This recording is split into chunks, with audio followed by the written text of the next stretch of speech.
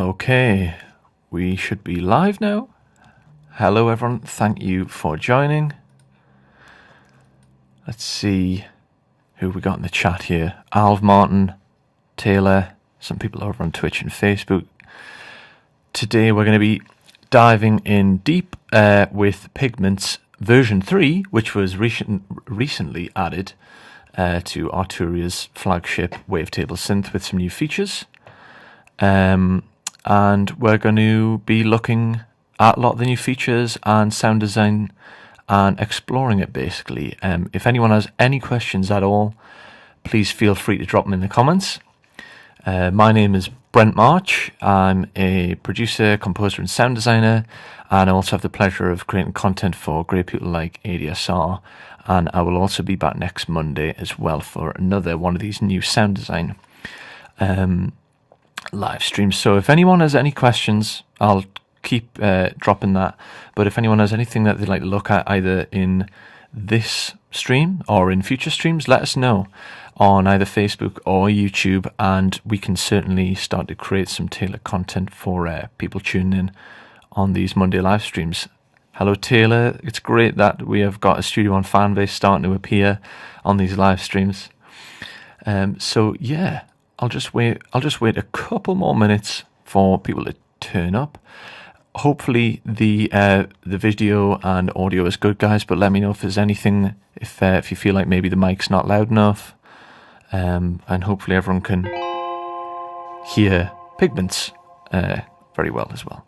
So for anyone tuning in, basically this is Pigments version 3 is what we're going to be looking at today, and Pigments version 3 is a free update for anyone who already owns Pigments, but also there is a 50% off currently on the ADSR website. But yeah, anyone who already owns it is going to get this update for free regardless. So we're going to take a look at the harmonic engine, which is up here.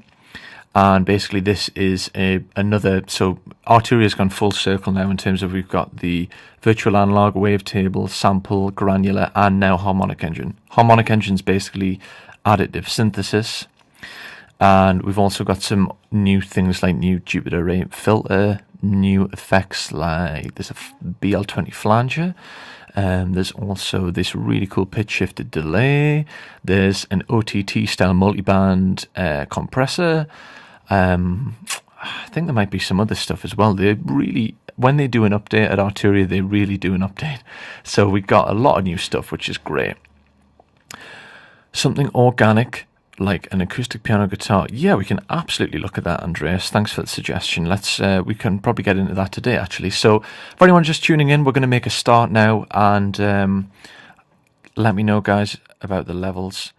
And yeah, of course, I'd really hope that people can learn something today with Pigments version 3. Right, so I'm just going to put my glasses on so I can see what I'm doing.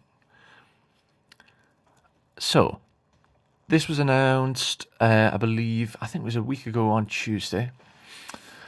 And let's just look at the features before we start getting into doing some actual sound design. So harmonic engine on our submenu here. For a lot of people who are saying they've got Pigments, or some people I see saying they tried the demo, but it seems difficult, we are going to start looking into how to actually program and make your own presets or tweak presets. And the thing about Pigments that I think differs from a lot of other wavetable synths, like I'm a huge Serum fan, and I know there's some brilliant stuff out there as well, like Vital, but Pigments is just, it's got visual feedback in terms of one of the most difficult things.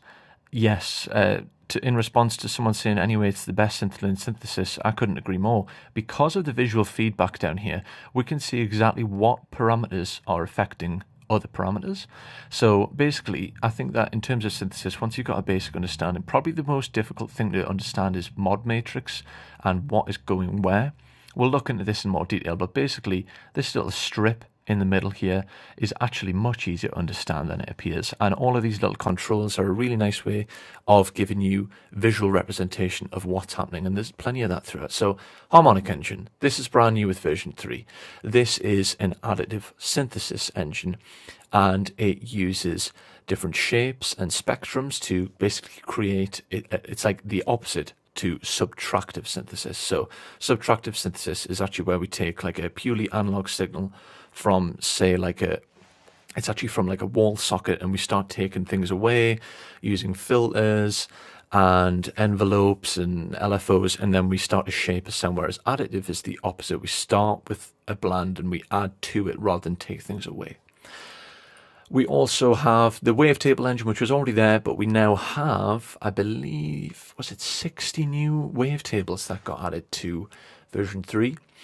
And this utility engine's brand new. Basically, the utility engine has sub-oscillator down here, but we also have 2 of these noise-based sample players. So basically, this is a way that you can enrich your sound design even further. Someone before asking about is it possible that we can look at creating something organic using Pigments? Absolutely. This is probably a really good way to demonstrate that, because with the samples, that's actually a really cool way to show how you can utilize field recordings and stuff like, so for example, if you've got a sample pack, you can actually start pulling stuff into these wavetable synthesizers. And then you can even go further with that if you go into the sample engine and then start looking at the granular side. On the effects, there is some new stuff as well. Like we have that chorus. Am I using a chorus on my voice? That's funny. I was just about to show a chorus June 6V, but no, I'm not, that I'm aware of, guys. It's funny if it started off okay. Now is okay. Okay, that's really strange. Maybe there's a glitch with the stream key. Keep me on my toes, though, everyone. That's appreciated. Chorus, June 6V. So this is basically the really infamous... this is the really famous June 6V...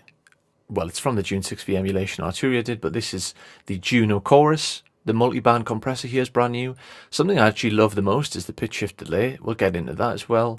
I think the sequencer's had 1 or 2 updates as well. Really easy to use, actually. It looks crazy, but it's actually really easy to use. And we'll have these sound design tips all through as well. So I'm just going to turn sound design tips off. Let's start off then. Let's start off with this. I'm just going to readjust my position to get comfortable, because we're going to get into some fairly... so some people, this is a little bit confusing, apologies. Some people are saying the vocal sounds fine. Some people are saying it sounds doubled. I'm afraid there's nothing going on here, guys, in terms of my signal routing, so I don't know if it's maybe a actual software issue with something to do with possibly streaming. For someone talking about they won something in a giveaway, if you reach out to store ADSR sounds, that's why you'll be able to get your win from the giveaway. Okay, so this first patch is actually what comes when you load up Pigments version 3. So let's have a little play. Just reaching for my sustain pedal. It's always a bit too far away.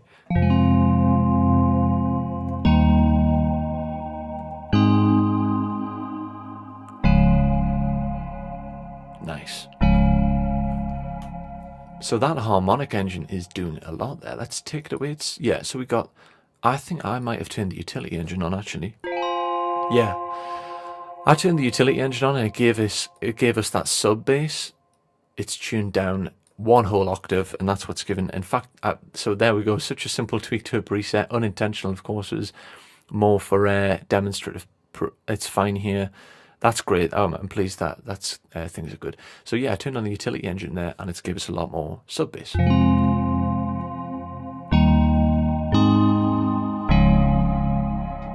That sounds pretty fantastic, isn't it?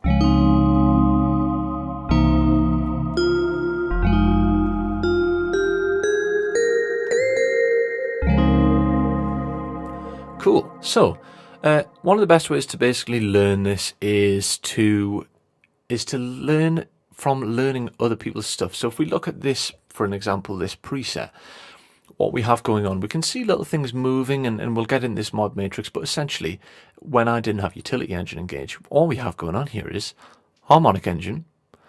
We've got a filter, and then on our effects tab at the top, so here is how we go between these modes. We have the synth tab, which gives you overview of basically like the mod matrix, your keyboard, your actual engine that you're utilizing, and your filters.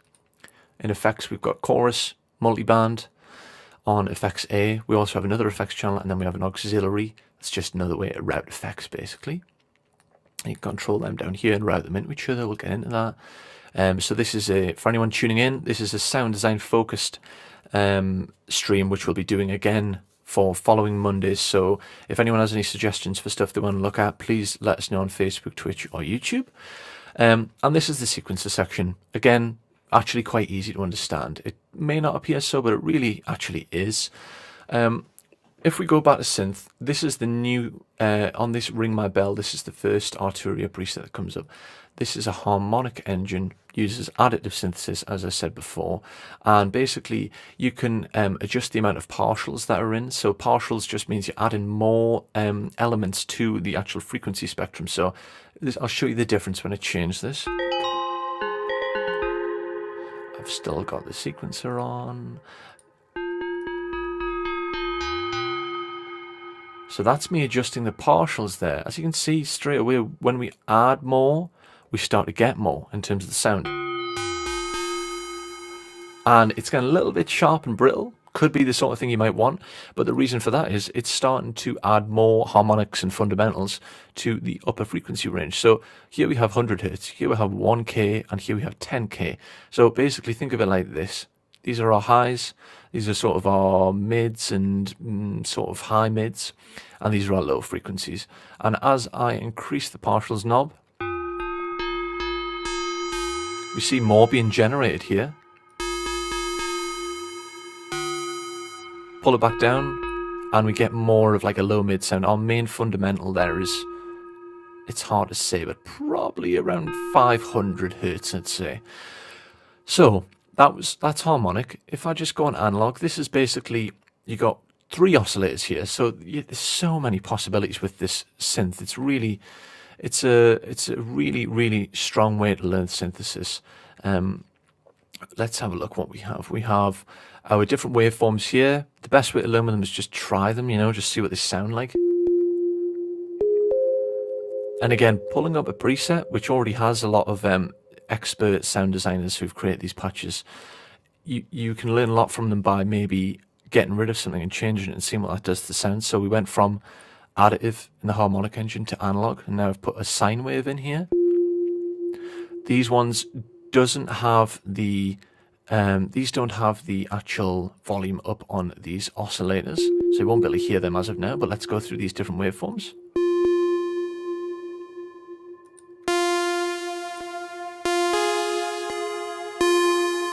They all got a different quality basically, and then we can start to bring in more of these oscillators and it'll enrich the sound, and we can change the way that they spread and their tuning, and that'll give us sort of pulse width modulation. Let's have a listen. Blend different wave types. And maybe I want to tune this one down. The most common way to tune or detune an oscillator is you will use the coarse knob and detune it either, say, a full octave, so here minus 12 semitones, I've took that down, or you could go up 12 semitones. So I'll go minus 12, but you could also tune it in intervals. So if I go like this, now it's tuned a fifth apart from this oscillator.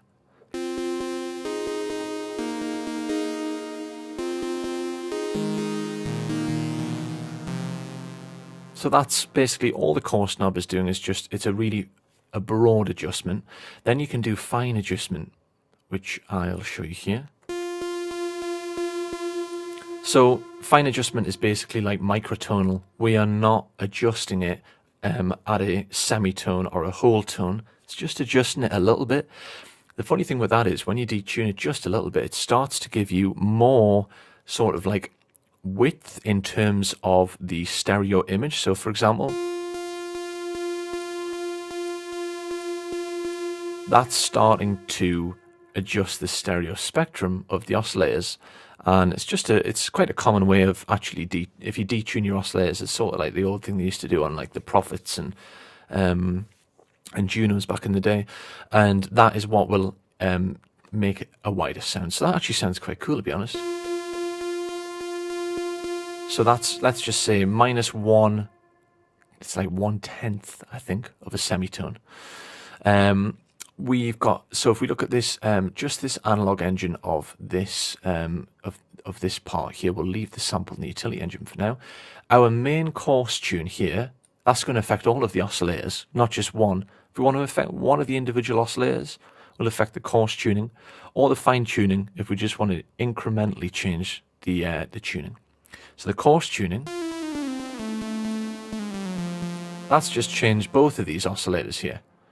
But sort of like a global tuning, if you know what I mean. Let's go back to 12.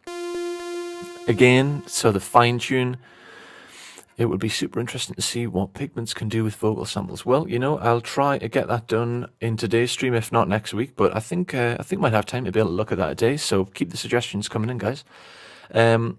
Coarse knob there is the global tune. Same thing for the fine. We can see a little blue squiggly line above the fine. What that means basically is this is getting modulated. And what that means is, in sort of like, if we explain it in a basic term, it means that something is making the fine knob just constantly move. Obviously, we're not doing that because we've programmed the synth, but something's making it move. That's the reason Pigments is so good, is it gives you a pretty good visual way of understanding what is doing what. So when I click on it there, it shows me LFO2 is making this little fine knob move, and that gives it that width.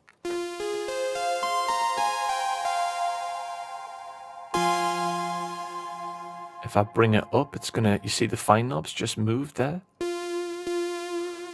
You can hear the fine knob is going way wilder. It's sort of a cool effect though.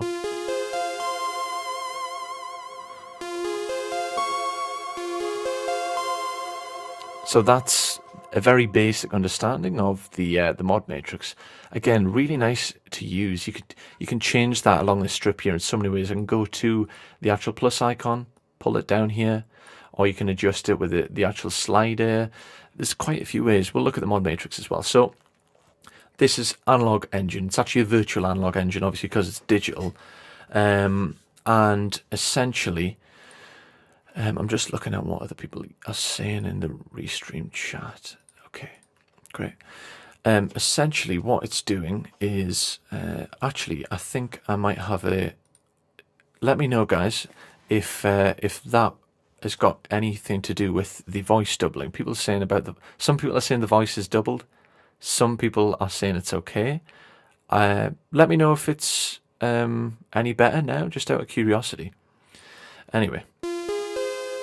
So back to this analog engine. These are all these oscillators are exactly the same. Oscillator 1, same as oscillator 2, same as oscillator 3.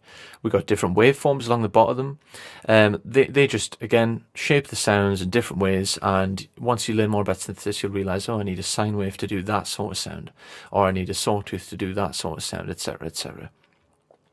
So that is the analog engine. There's a couple of things along the side here. I just talked about the tune knob. We have this unison one as well. There's basically the unison is a way of sort of adding voices to the oscillators. So okay, someone's saying yes, better. I think it might have been a thing with the streaming software that we use.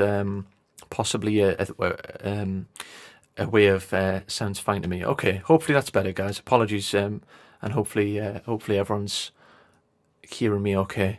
I appreciate that. So if I detune the voices here, if I add voices, basically what I can do is I can increase the spread of the oscillators. Again, a little bit like the fine tune, but just on a broader spectrum. So that's when we start to get into like, sort of like pad territory, if you know what I mean. So let me just show you how we do this. We have a chord mode, slightly different, and we have a super mode as well. If we just go back to the basic classic mode, I'll add voices all the way up. That's the maximum number of voices, so 8. Pull it down. The sound's a little bit flatter now, isn't it? So basically what you're doing is you're adjusting the spread of all of your oscillators. And if you detune them, you are basically detuning all of the oscillators and they're spread across the stereo image. So you can get a little bit crazy with it, which doesn't sound great. So a little bit of detune goes a long way. Push the stereo. Now you're starting to... No problem. Voice to... Okay, so hopefully it's okay now. Everyone's saying it sounds good now. That's good. Yeah, so a little bit of detune, increase your voices, and adjust your stereo. If anyone's familiar with Serum, it's sort of a similar way, but just a different workflow. So there we go. I've created a pad. I've created that big ethereal stereo pad using Unison. If I turn it off, similar, but with the Unison, we are just widening it again.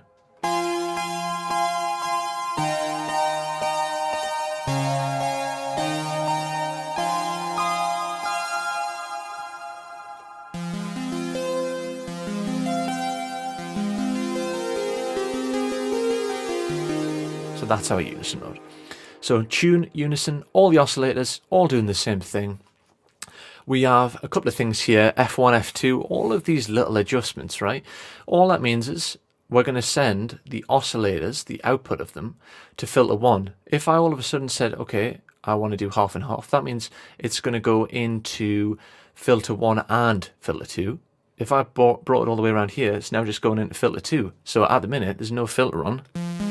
So it would sound a little bit sharper because here we have a low pass 24 dB filter. Now I've gone from filter 1 to filter 2. Let's hear the difference. So it's a little bit sharper. If I add a filter in, there we go. Filter 2 now has its own filter. So basically you can adjust, you can have 2 filters for an engine. So that is essentially the virtual analog engine. Come off this, go over here to the sample layer. 80s sound very much Alv Martin. Yeah, it's like basically instant Tears for Fears and stuff like that, and Daryl Hall and John Oates. Sample layer is different. So sample layer is not like so the virtual analog. Let's forget about it being virtual. The only reason it's virtual is because we're using it in a digital domain, like it's on a computer. We're not actually playing. For example, like I have some synths behind me here, although this one's digital because it's not fully analog, but like this one's fully analog, whereas we're playing these through the computer. So sample's different to additive and to subtractive synthesis, because what we're doing is we're actually taking basically raw audio files. So imagine that you recorded something on the voice memo app on your iPhone.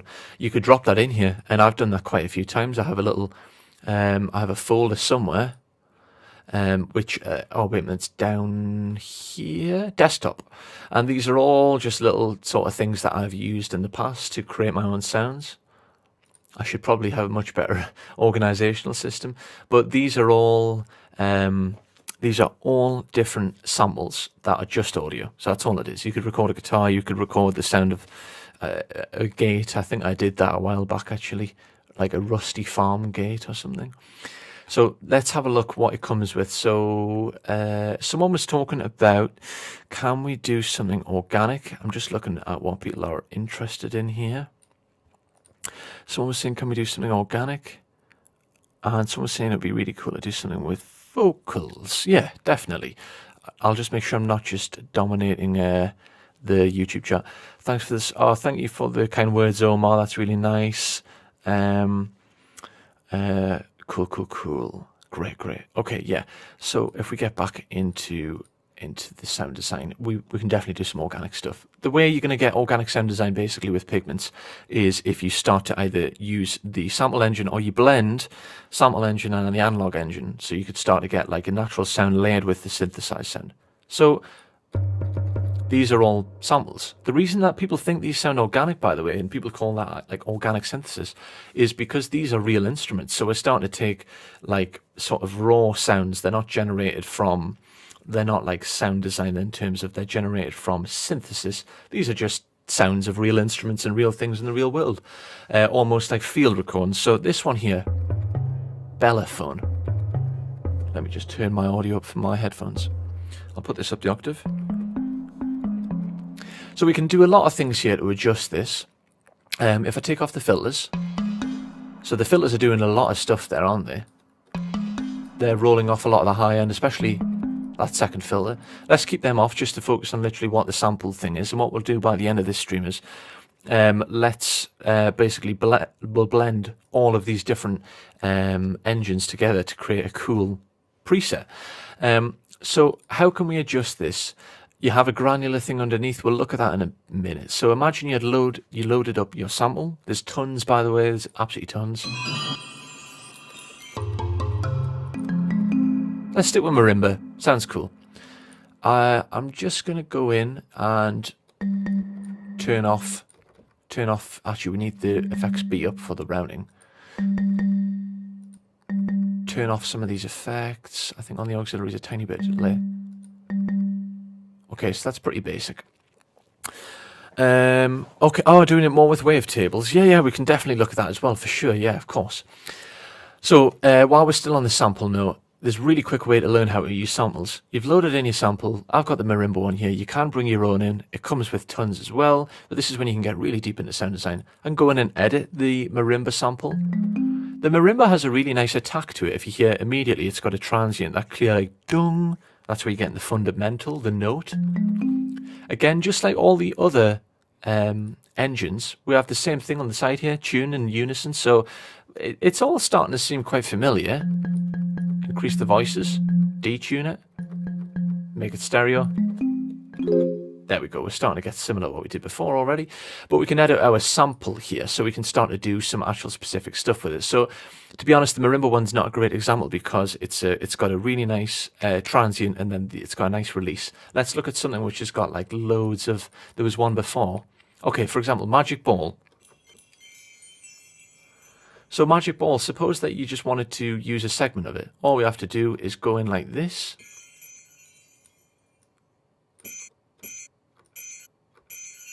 And just select the part that we actually want to use. Then we can load up multiple ones. You see A, B, C, D, E, F.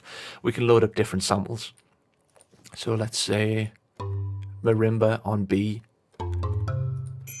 And then have A. Then you can go between them using the mod matrix. Getting a little bit technical for now, but let's just focus on this Magic Ball sample. So I've trimmed it here, and then you can also adjust the mapping of it as well, which is basically it's a sample map. So what I could say is I could say when I play it with a keyboard, I want to play it once, single time, or I could do a round robin. That way it's going to go between A and B. You hear it play the marimba. It'll finish playing the marimba and then it'll go to your next one. Or you can do random. Let's just stay with the single for now. And basically that's where you can map your actual samples to different keys and different parameters. So editing it, super simple. You could tell it a loop as well. So suppose I've trimmed it down and I want it to keep going though. I don't want it to just end.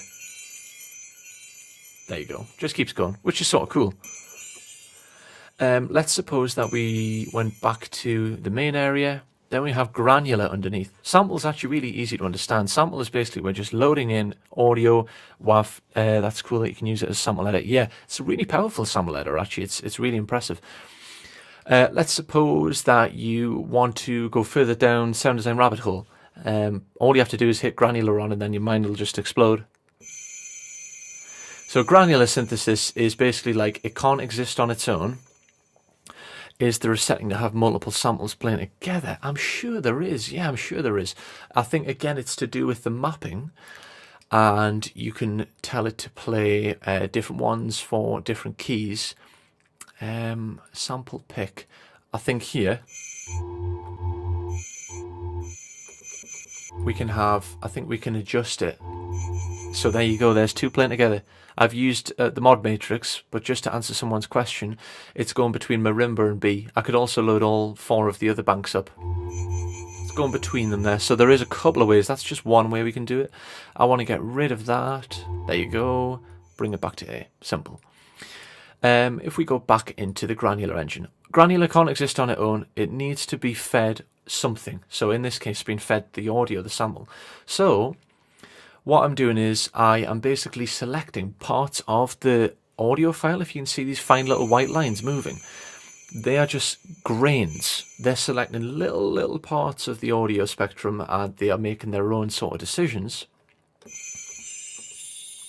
And we can also adjust that so we can use some controls on this granular engine down here.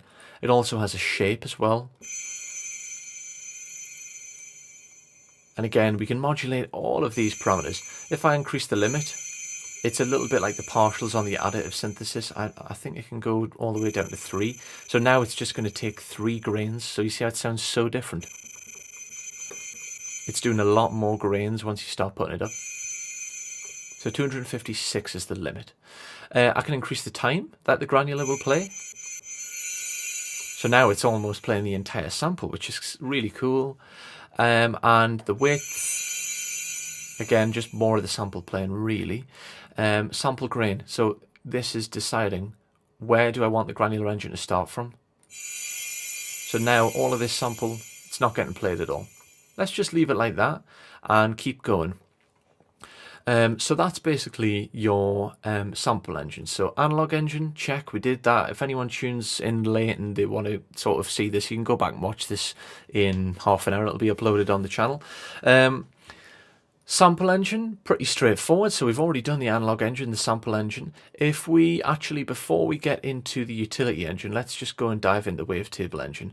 Wavetable engine is actually basically virtual analog, but you can get a lot more crazy with it. So instead of just selecting one of those waveforms in the virtual analog engine, like this, you can get really advanced and blend between them. So you could get a sawtooth blended with a sine wave, blended with a square wave, and so on. You can visualize them in different ways. So for example, I can visualize it in a 2-dimensional format or a 3-dimensional format. And you can actually create your own waveforms. So you just drag audio onto it and it'll create a waveform. So again, super flexible. So here's sine waves, but if you look at the actual customization, they are very different to your traditional sine wave.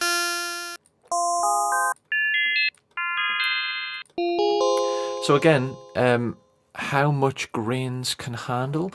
Grains can do, yeah, if we go back to that, it was like 256 grains maximum. So that's how many it can take at its absolute limit, which is also almost too much for granular, because you want to actually just think about taking little grains, and it's a little bit like analog synthesis. You're actually taking things away from the signal with granular. Back to Wavetable. Basically, this is just like virtual analog. There's not really any difference apart from it's like an advanced form of analog synthesis, because you're going between all of the different wave formats. It actually looks more like analog in 2D. Let's have a look. Synthesizers, basic shapes. There you go. You can start to see how these look a little bit more familiar. Probably the most familiar would be something like a sine wave. That's almost, you're getting into sine wave territory. There you go. That's sort of similar. We're starting to blend the sample there and there. So yeah, that's basically like virtual analog or the analog engine and Wavetable. We can use it to create more advanced sounds. Down here we have a couple of things, like phase distortion will alter the shape of the wavetable. Very cool. You can also give it a target as what you want the shape to be.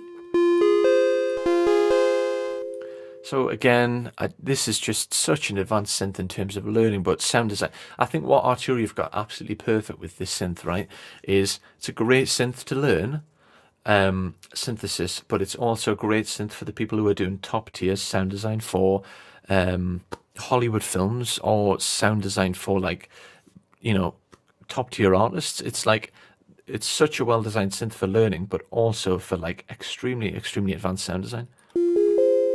So phase distortion, that changes the shape of our waveform. Wave folding will collapse the waveform in on itself. So you see when I do that, look, it starts to collapse it. And if I do it more, it collapses it more and more.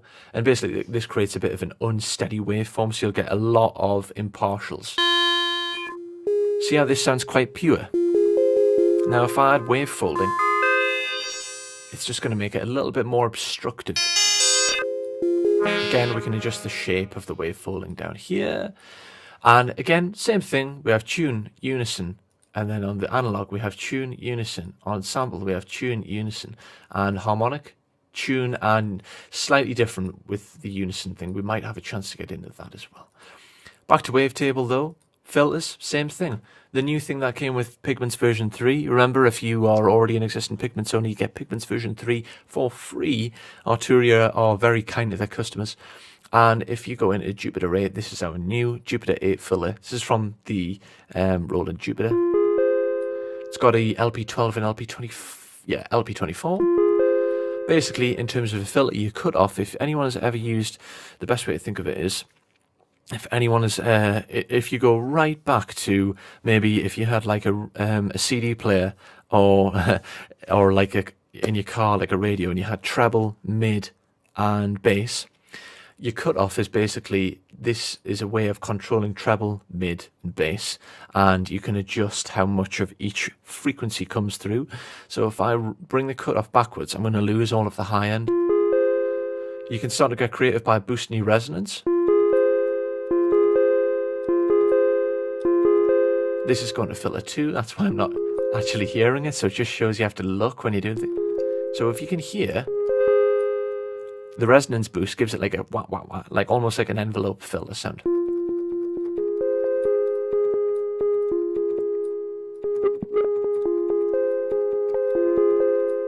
And LP12 will be what happens this slope here. It'll become less steep, so this will now go to about here, I'd imagine. There we go. It's just a way of adding a filter to the sound, but not cutting off as steep the frequencies, if you know what I mean. So Jupiter 8 was the new filter added. All of the other ones already existed. Very quick rundown of filters. Basically what we can do is, in filter routing, I can say I want the filter 1 to go into filter 2. Or I can say that I don't want to do that and I want to have them separate. So for example, now the filters are independent. If I go back to pre-FX sum, I can say I want filter 1 to go into filter 2, but only a little bit. Or I don't want it to go into it at all. That's completely, they're parallel, they're running beside each other. Here, filter 1 goes into filter 2, so they're affecting each other. That's what that's doing.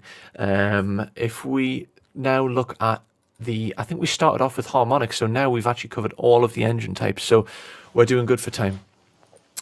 Utility engine, super quick, nothing new here, it's just another way of adding to your sound design. So all of these things are just like, they're just a way of enriching your sound design and making them stronger and more advanced.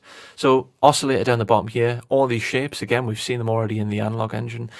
We can use this as a sub-oscillator, I would say is the best way to think of it. Add in a really low sounding oscillator. Tuning it down -24 is tuning it down 2 octaves. Maybe something like a different wave shape. Width will actually do a little bit of, say, pulse width modulation as phase shifting. Get rid of that. These 2 noise layers here, all these are doing is, think of it again like going back to the sample based engine. We're just putting raw audio files in here again, so let's do that just to show it.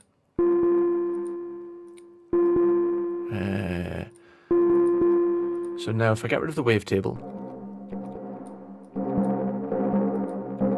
analog noise, digital foundry. Analog noise is a good way of, you can use that to enrich the top end. So an example of how I would use, say for example, a noise layer.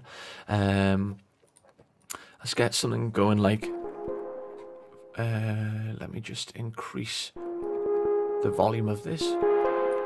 Now what I'll do is blend in the noise, and it adds more sustain to the sound.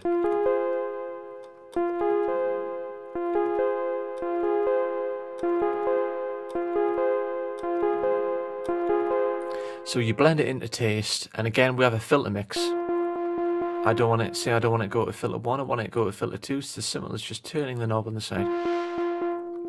That way I can control the utility engine's noise layer 1 separate to my analog engine. Because I want this to go to filter 1, this one's going to go to filter 2. Totally independent. I could do something like a SEM filter. And again, different engines, different shapes. So there we go, I've gave it more attack, I've gave it a lot of different things it wouldn't have if it didn't have the utility engine engaged. Good example, let's hear. Engage. So it's giving it attack, you know.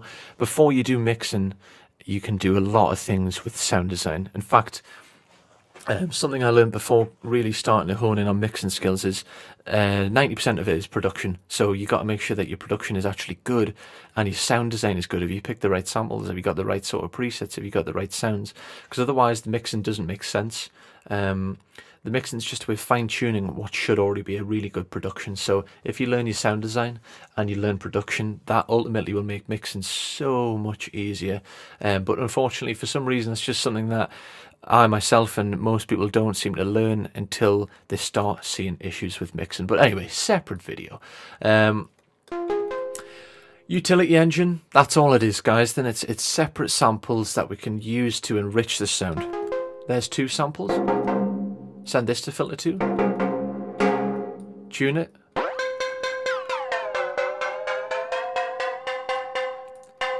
So if I press this keyboard icon, it means it tracks. So if I play currently, you hear that layer is not changing with the pitch of my keyboard. So I'll get rid of this one as well. I'm playing a couple of notes down here, if you can see it better here. If I turn this on now, keyboard tracking mode, tracks the pitch of what I'm playing. So little things like that can be worth knowing. Same thing with this oscillator, but I believe, yeah, it's already engaged.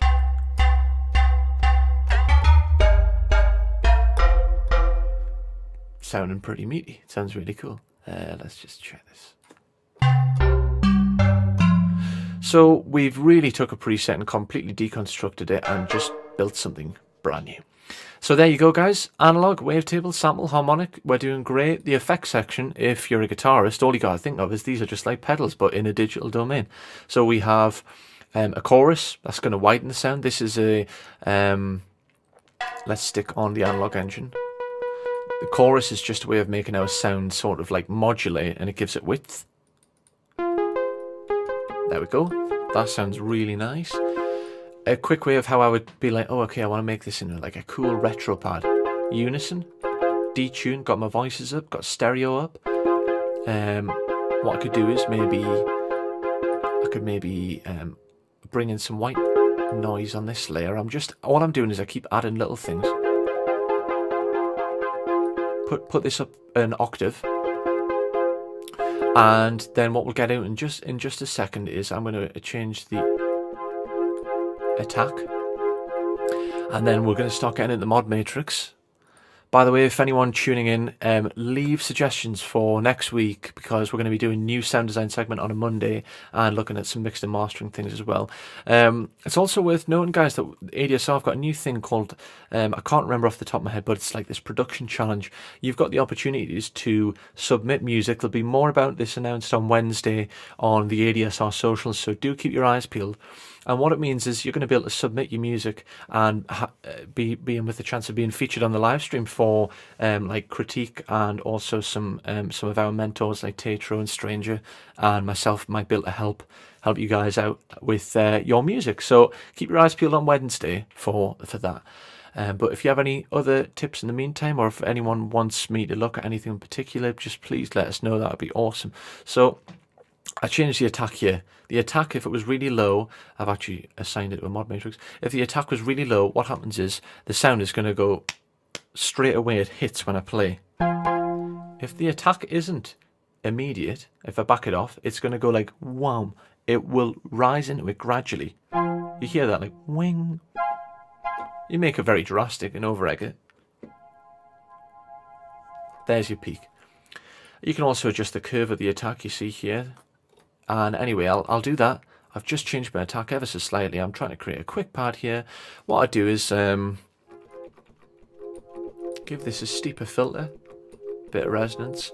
LFO, I would tell this LFO to modulate the cutoff, and I would say I want it to be it's LFO 2, which is the second LFO here. It's doing it in hertz. Let's do triplets. This is also really showing how important it is to learn the engineering. Oh, thank you. I really appreciate that iconic click. Thank you. So there we go. That's now altering. LFO2 is now altering that, but I've not got it full. There we go. So here we go. We're starting to get into some proper stuff here. The macros I'll explain in a second.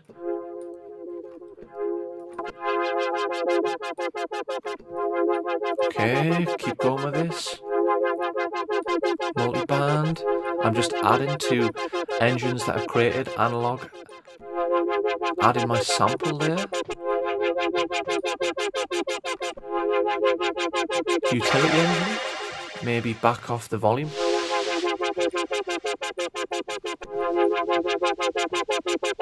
Bring in the sub. Actually, the sub is confusing the pad. Get rid of the sub, or you could maybe use it as not a sub oscillator. Like that. Back in the effects, gonna put on a bit of stereo pan. Makes it a little bit wider, as you can hear. And I'm gonna put on the auxiliary channel, reverb. Oh, that just sounds so cool. Okay, there we go. We've got analog, we've got sample, we've got the utility engine, got some effects engaged, got a little bit of mod matrix action, which I'll explain. We've got about 15-20 minutes left. Let's hear what I've created there. That was about a 2-minute preset. Let's have a listen. So I like it, but what I want to do is adjust the cutoff, and I want to change the sync. Okay, now that's a little bit cooler. That's more like it. Now let's check this out.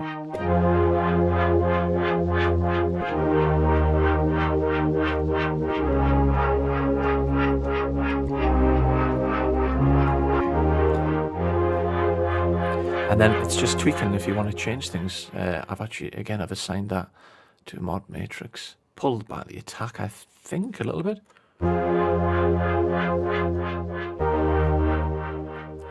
So the only thing I'd say about Pigments, guys, is it's had enriched DSP performance, but as you can see, I'm running a pretty decent machine here, so it is a little bit hot on the performance meter when we're doing really advanced sound design. But when you think about it, like, we are running 3 sample engines, a triple layer of effects, and then we have loads of other things going on in the background that we can't see under the hood. So just be conscious that, you know, this is an extremely powerful tool, and it's going to have demands in terms of CPU usage. To be honest, most machines probably get away with using this now, like literally probably most. It's just if you're doing other things in the background, for example, running a live stream and doing things like answering comments, universal audio panel, Skype in the background, all these sort of things. So I think no one else should have any real trouble, but just to make people aware, sort of disclaimer, the performance can start to heat up. Okay, what I'm going to do now is start to go back after I've explained all this. I'm going to do a super quick rundown of mod matrix. And then I'll try and just build some presets based on what people were asking. What's the best way to save and stay organized when you're working on a sound? Yeah, so ADSR channel is asking that question. The best way to do it, guys, so I've just created this preset. I know it says ring my bell, but this is basically my own preset that I changed as I was going along. If I want to save this, go here, save preset as, and then all I do is I just say it's a user profile, tell it what type of bank, and maybe put some comments in and save. That's it. You've got your own custom preset bank there. And you can start to create your own collection of sounds, which is really the way that you ultimately are going to sort of build as an artist. So sound design is sort of imperative for learning a lot about your sound and stuff. It's really cool. So saving like that, you can save them into save preset as under the burger icon on the side. Let me just head over. Looks really fully complete. Yeah, it's absolutely, yeah, someone asked about CPU usage. That's why I just thought I'd mention it. How do you assign the 4 macros? Okay, so let's see what we can do with these last 10-15 minutes, guys, in terms of mod matrix, macros, and building a couple of presets. So macros are really simple to understand. They're part of the mod matrix. So for example, say that I want to control a function, but I don't want to go into like all of these sort of menus. For example, a good way to describe when you would use that, say you're performing and you're creating music live, the last thing you want to be doing while you're trying to interact with a crowd is going and heading into the effects menu, going to effects B, and just you want to have it at the turn of a button. So a really good way that we can do that, I'm just going to get rid of all of the, let's just get rid of this stuff here. These are just text that you can change. A good way you can do that, so macro 1 is now blank. You see, this is a visual representation of the macros. Say I wanted macro 1 to control a, let's say, a reverb. let's say I wanted it to control the dry wet blend, which is a really common example.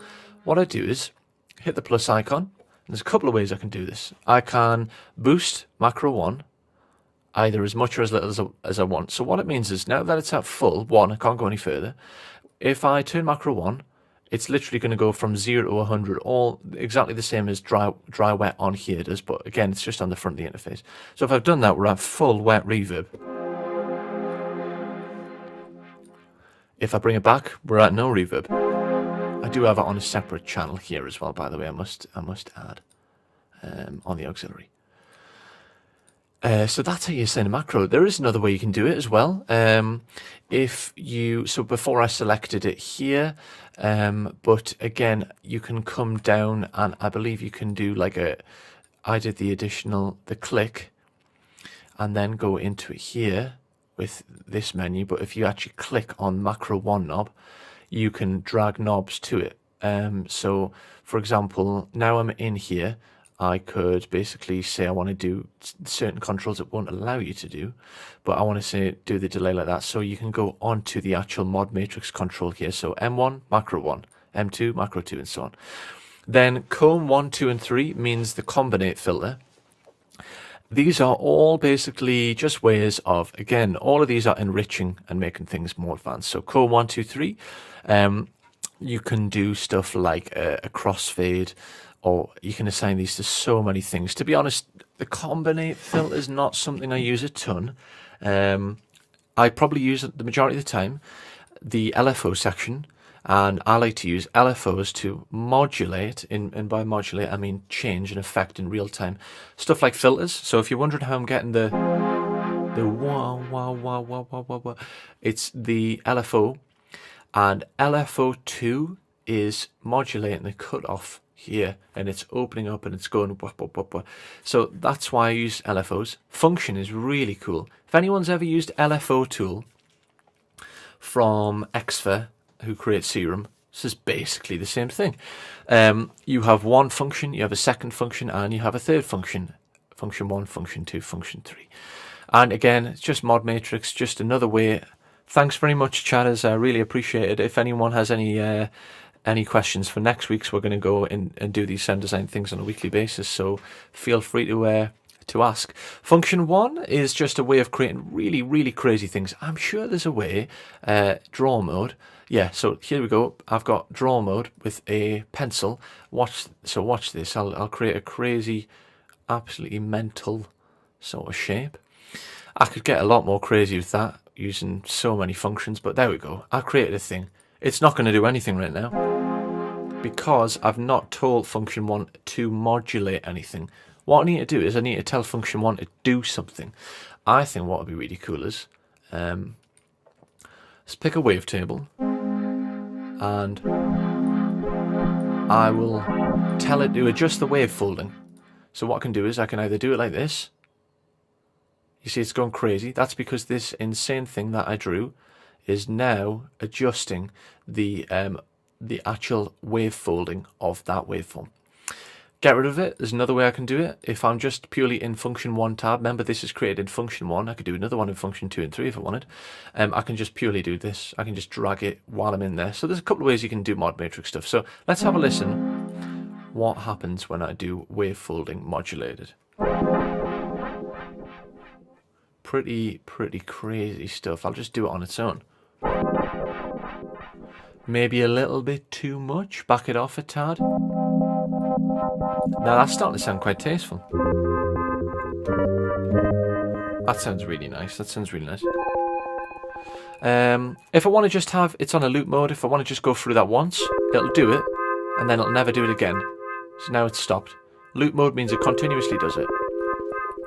Run mode, it'll run the sequence from the start and backwards, I believe. So it's not going to just do it round, it'll do it forwards, backwards, forwards, backwards. What I was going to show you was how we can start. We got about 5 to 10 minutes left, guys. We're just going to create some people were asking about organic sample stuff where we can make some organic synthesis. This is a perfect example of that. Basically, rather than having a boring waveform, I'm modulating it with functions and LFOs and stuff. Something I sort of used but didn't cover was the ADSR. The name of this channel is based on a main function for synthesis. ADSR means attack, decay, sustain, release. What that means is the attack is how quick do you want the sound to hit. Imagine the attack is a tennis ball. When the tennis ball hits the sound, as soon as it makes contact with the ground, then the sound will start. But imagine if the tennis ball hits the ground and it doesn't start, and then the tennis ball comes back up, and then all of a sudden it starts once the tennis ball's left the ground. That would mean that your attack is not like this. That would mean your attack is gradual. Bit of a weird analogy with the tennis ball. Hopefully it helped. Basically, the attack is how quick do you want the sound to start. The decay is how long do you want the sound to last. The sustain is how long do you want the sound to last after you've left your device. So I took my hand off and it kept playing, whereas decay is the opposite. So sustain. So decay will keep it going. Sustain is how long do you want it to last while it's down. And release is your very last thing. That's the length of the sample for the entire time. So let's show you this. If I have a slightly shorter decay, you hear the release is still going. That's the release all the way down to this point here. So that's the ADSR. You can use that in so many ways. Again, we got 3 ADSRs. It's almost like what are you going to do with all these things? Like 3 LFOs, 3 envelopes, 3 functions. You've got 3 random generators. It's just crazy how much sound possibilities you have here. So let's create a preset with our last 5 to 10 minutes, guys. Wavetable. I like what we've done. Let's increase my ADSR and increase my decay. And increase my release. And I'm going to go back to function and in the function panel here, rather than this insane thing that I created, I will, I think there's a reset mode, which is not becoming super clear to me as I'm looking at it now. 23 point, you can pull the points down. I tell you what, just for the sake of time, I just completely erase it and do a different function. There we go. I'll create a little bit of a more sort of traditional shape. Engine 2, sample layer. What I'm going to do with sample layer is, let's see if I can find, is it possible I can get a, maybe like a piano? Guitar and bass, Pigments 3. By the way, guys, all Pigments 2 presets work in Pigments 3. If you've ever bought some presets or something from ADSR, they're all going to work in Pigments 3, so it's not like your presets are redundant, so they all work. I need something. I think there's one called it has an impact. That's quite cool as well. Let's just go into bells.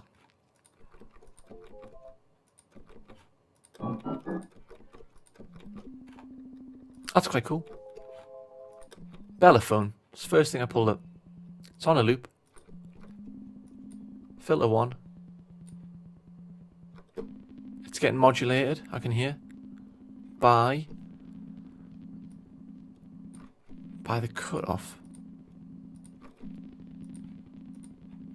of this, of LFO 2, I believe.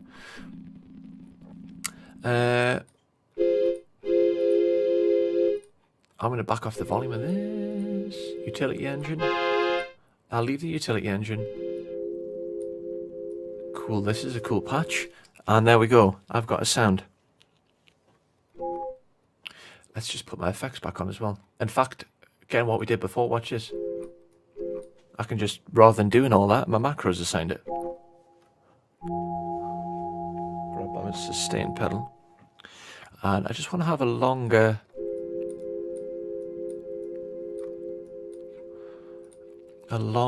release.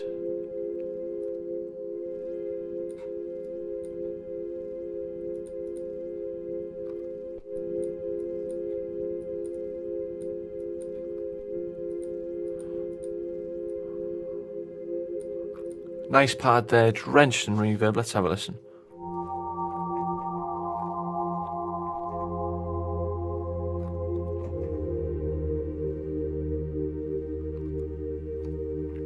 That's nice. Very Lord of the Rings like. See, if I adjust the ADSR, you get more attack from the sample.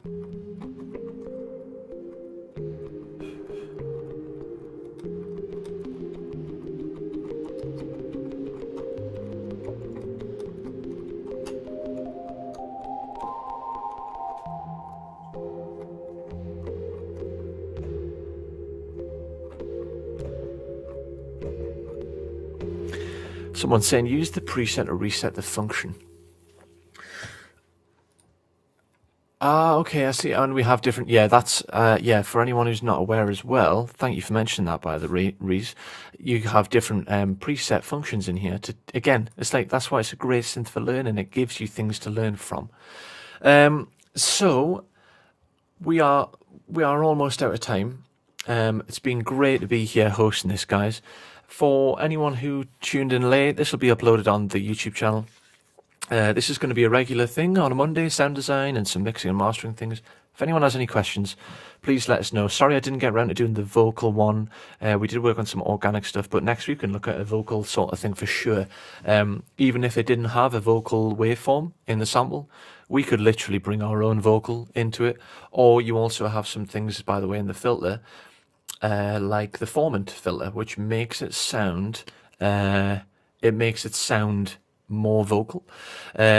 Yes, guys, make sure to subscribe to the channel and hit the bell icon. Thumbs up if you like this. There's plenty more streams happening throughout the week. We've got Tetro and we've got Stranger, and I think they are doing things on, there's something in the comments there, Thursdays and Fridays. Yeah, beat making and Tetro starting very soon. Yeah, so we got the producer challenge. That's it.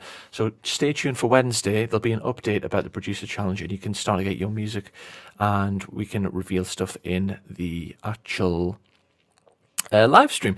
Thanks very much, guys, for tuning up. This has been lots of fun. I hope people have got some sort of use from this video. Nice one, Brent. Thank you very much, guys. Awesome.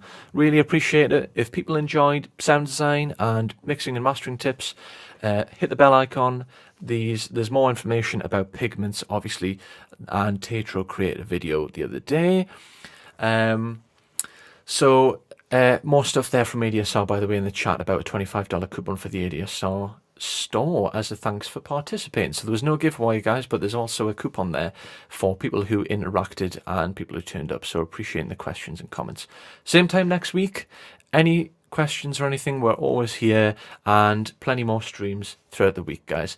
Thank you very much to everyone as well over on Facebook and Twitch and YouTube. I'm great to see that some people are saying that this was really helpful, and Pigments, some people were saying didn't make sense, and now they're understanding it. So that's awesome, guys. Have a great week, and I will see you next week, which will probably be 7 p.m. UK for 10 a.m. in the US on the, I think it's the East Coast. So have a great week, guys. I'll catch you in the next one. Peace.